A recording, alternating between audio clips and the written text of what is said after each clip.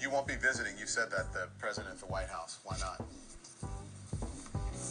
For me, it's not just about politics.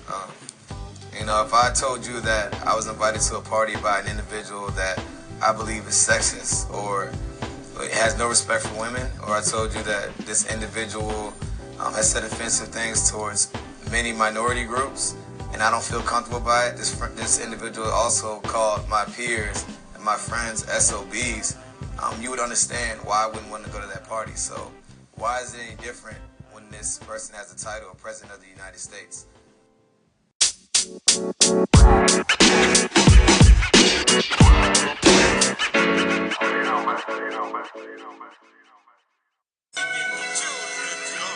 Yo, what's going on, people? It's your boy, Kem B. Welcome back to the Fly Young Intellectual Podcast. Thanks for joining me.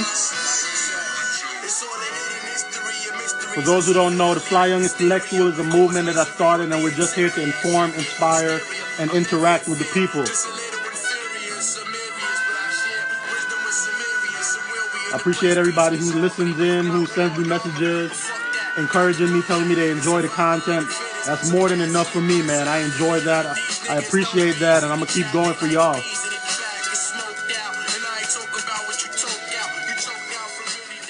Today we're talking a little bit about socio-political issue as it applies to sports. And should you go to the White House, should you not, if you don't believe in what the President of the United States believes. Going back to the interview that was at the beginning of the podcast, that was Torrey Smith, wide receiver of the Eagles. Now, as you know, the Eagles won the Super Bowl a couple weeks ago. Congrats to them. Congrats to the city of Philly on winning their first Super Bowl.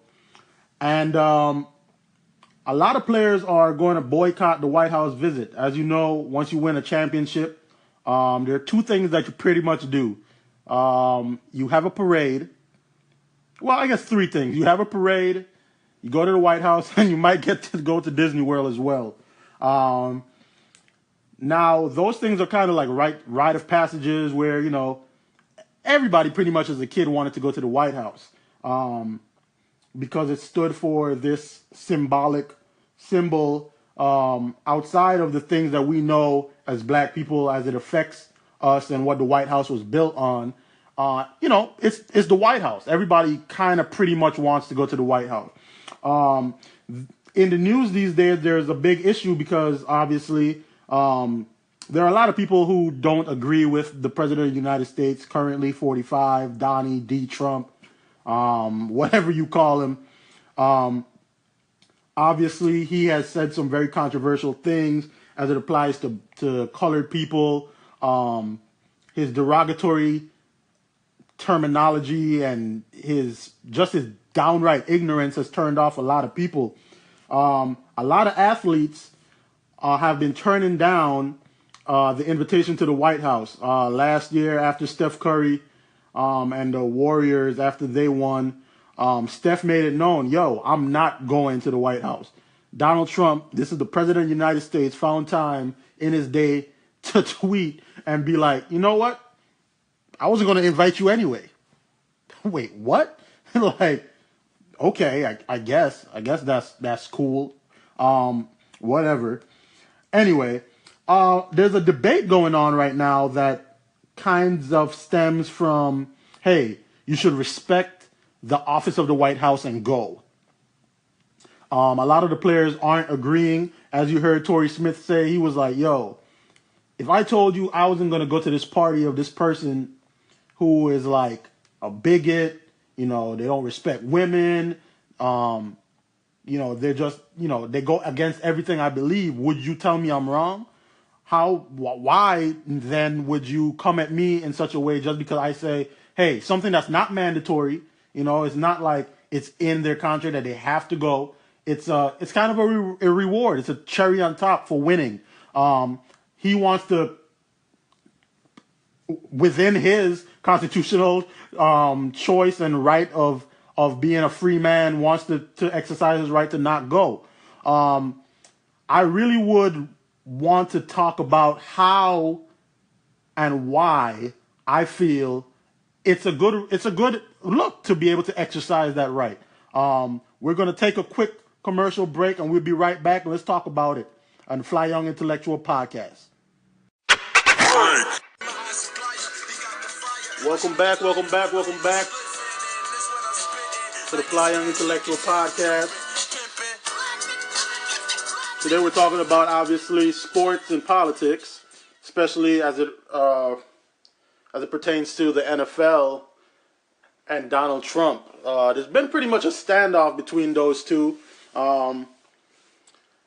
especially in regards to Colin Kaepernick, who, must be applauded once again for his stance that he was going to kneel during the national anthem to bring awareness to the mistreatment of minorities in America. Because of that, that spread like wildfire throughout the league for those who were socially and politically aware and woke, so to speak. A lot of people started kneeling as well. The president came out and kind of openly said those who are kneeling are disrespecting the flag, disrespecting the military, which that's not what it was about at all. Colin Kaepernick over and over said, yo, this is not about that. This is about the injustice. And at the end of the day, it came to a place where the NFL players took a stand. Donald Trump went to Alabama, called NFL players sons of bitches. This is the president of the United States once again. So we're at this place now where athletes, obviously, because they don't agree with his stance and his view and how he treats people, they're not, for the most part, a lot of them are not going to the White House because they don't agree with him and they feel like they don't want to even stand next to him for a photo op. Malcolm Jenkins plays for the Philadelphia Eagles as well. He said he wasn't interested in going there just for the photos. It's bigger than that for him. For me, I think, as I've been doing a lot of research on it, I've been seeing the differences in opinion. Some people are saying, yo, it's the White House, respect the office, forget the person who's in charge. Other people are like, nah, exercise your right. It's not mandatory. If you don't agree with him, why go? For me, I wouldn't go personally because I'm not going to go and stand next to a guy and fake smile when I know that I don't agree with what he thinks, with what he portrays as a man, as a leader, as anything. I feel like us melanated people, it's hard enough for us in America, and for us to fight, we have to fight with every bone in our body, and it takes even the smallest thing that seems very insignificant.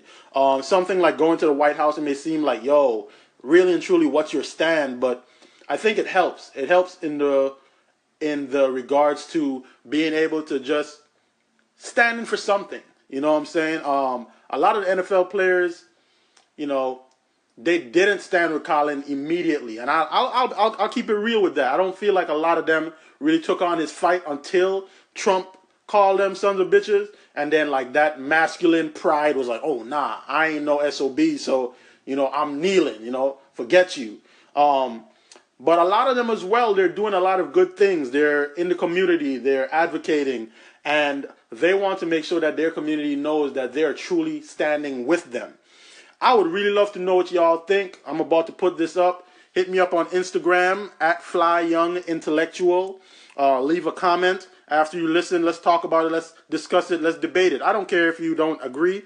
I'd rather us have a conversation. Conversation is important for us to be able to just start delving into these issues. We don't want to be quiet on these types of things. So sports has been a bridge that has been bringing people together.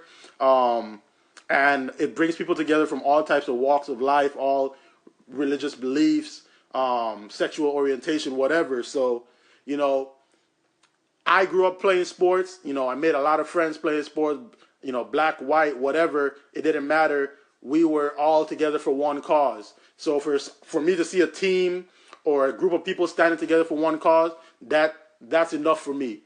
Let's talk about it. Thanks again for tuning into the Fly Young Intellectual Podcast. Peace.